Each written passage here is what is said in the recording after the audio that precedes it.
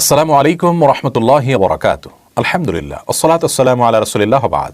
সুপ্রিয় দর্শক, আজ আমরা আল্লাহর নবী ঈসা আলাইহিস সালাম সম্পর্কে কিছু বিষয় জানার চেষ্টা করব। তার কি ফজিলত এবং বিশেষ মর্যাদা রয়েছে, আল্লাহর পক্ষ থেকে তিনি কি কি অলৌকিকতা এবং মুজিজা লাভ করেছিলেন, এবং তার সম্পর্কে একজন মুসলিম হিসেবে আমাদের দৃষ্টিভঙ্গি এবং বিশ্বাস কি হবে কোরআন এবং হাদিসের আলোকে, সে বিষয়গুলো আমরা আলোকপাত করব ইনশাআল্লাহ তাআলা।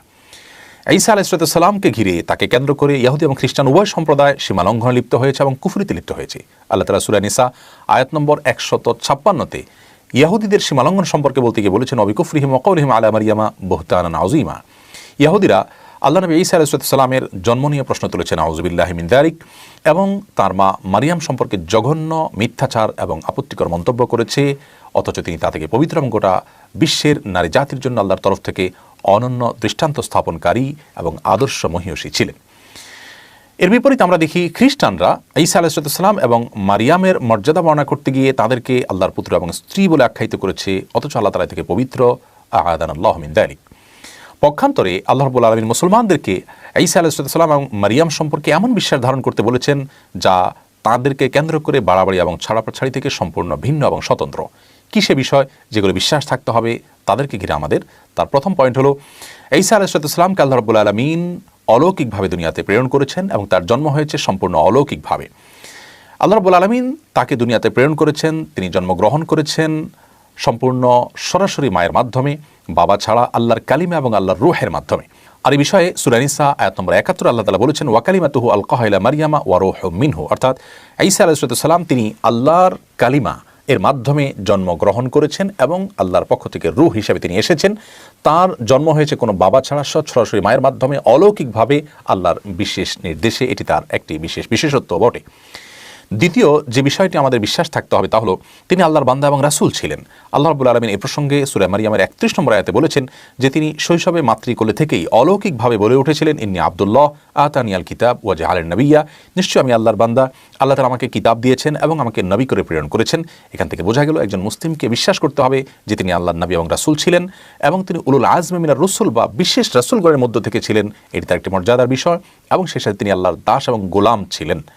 তৃতীয়ত যে বিষয়টি আমাদের বিশ্বাস করতে হয় তার সম্পর্কে তা হলো, তাকে কোনো অবস্থাতেই আল্লাহর সন্তান অথবা মারিয়ামকে আল্লাহর স্ত্রী হিসেবে আখ্যায়িত করা যাবে না, নাউযু বিল্লাহি মিন যালিক, যেমনটি খ্রিস্টানরা করেছে এবং এগুলোর মধ্য দিয়ে তাদের তাওহীদকে তারা নষ্ট করেছে। এরকম বিশ্বাস করলে সেটা সরাসরি কুফরি এবং ঈমান বিধ্বংসী, এর মাধ্যমে মানুষ কাফিরে পরিণত হবে।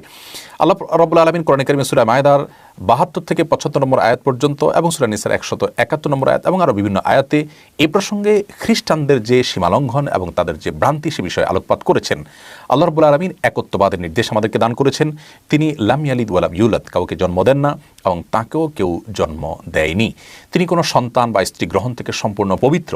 অতএব একজন মুসলিমের বিশ্বাস হতে হবে এরকম। তার সম্পর্কে চতুর্থ যে বিশ্বাসটি আমাদের থাকতে হবে তা হলো, তিনি এখনও মারা যাননি, তিনি জীবিত আছেন। তাকে হত্যার জন্য পাপিষ্ট ইহুদিরা যখন তার ঘর ঘিরে ধরেছিল, আল্লাহ রাব্বুল আলামিন অলৌকিকভাবে তাকে আকাশে তুলে নিয়েছিলেন এবং কিয়ামতের আগে তিনি আবার অবতরণ করবেন পৃথিবীতে এবং স্বাভাবিক মৃত্যু তার হবে। এ বিষয়ে সূরা নিসার ১৫৭ থেকে ১৫৯ নম্বর আয়াত দ্রষ্টব্য এবং আরও বিভিন্ন জায়গায় বিষয়ে আলোকপাত করা হয়েছে।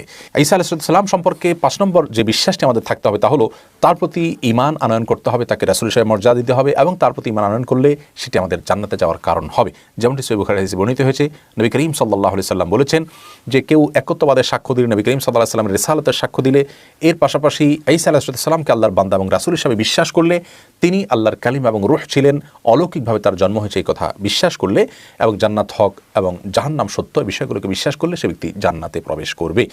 ঈসা আলাইহিস সালামকে আল্লাহ রাব্বুল আলামিন এত বেশি মর্যাদা দিয়েছেন যে তার মা মারিয়ামের নামে কোরআনে কারিমে বৃহৎ একটি সূরা নাজিল করেছেন এবং তার মর্যাদার কথা কোরআনের বিভিন্ন জায়গায় আলোকপাত করেছেন এবং তার পূর্ববর্তী বংশধরদের আলোচনাও আল্লাহ তাআলা কোরআনে কারিমে করেছেন এবং আলে ইমরান নামে একটি স্বতন্ত্র সূরা আল্লাহ তাআলা কোরআনে কারিমে নাজিল করেছেন।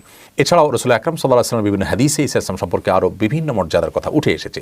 আল্লাহ তাআলা তাকে যে সমস্ত অলৌকিকত্ব এবং বিশেষ মর্যাদা এবং মুজিজা দান করেছিলেন তার মধ্যে থেকে একটি হলো, তিনি শৈশবে মাতৃকোলে থেকে অলৌকিকভাবে কথা বলে উঠেছিলেন এবং তিনি যখন মায়ের গর্ভে ছিলেন তখন তার মা অলৌকিক অনেক কিছু দেখতে পেয়েছিলেন।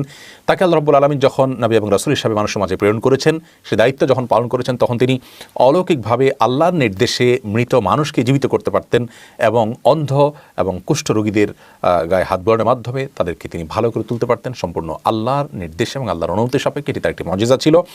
এবং মাটির তৈরি পাখিতে ফু দিয়ে তিনি সেটাকে জীবিত পাখিতে পরিণত করতে পারতেন, এটি তার মুআজিজা ছিল এবং আল্লাহর তরফ থেকে দেয়া ছিল, আল্লাহর অনুমতি সাপেক্ষে তিনি এটি করতে পারতেন।